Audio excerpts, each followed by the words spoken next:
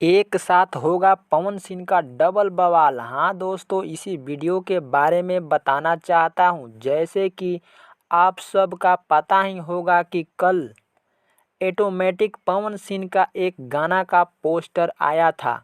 गाने का नाम है कैसन पियवा के चरितर बाटू। जी हाँ मेरे दोस्तों, कैसन पियवा के चरितर बाटू।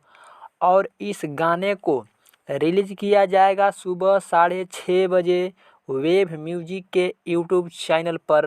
भोजपुरिया दर्शकों द्वारा बताया जा रहा है कि बहुत ही ब्लास्ट और धमाल मचाएगा ये गाना। वीडियो में नजर आने वाले हैं पवन सिंह और रानी, पवन सिंह और रानी जी। और इस गाना का एक टीजर को रिलीज किया जाएगा आज शाम 4 बजे वेब म्यूजिक के यूट्यूब चैनल पर। और आज ही पवन सिंह का एक और धमाल मचा रहा है हर हर गंगे का ट्रेलर।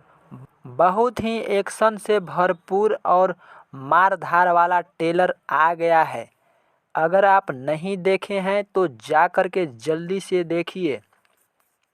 11 बजे आज के डेट में आया है सिनेमा आर्ट्स के यूट्यूब चैनल पर।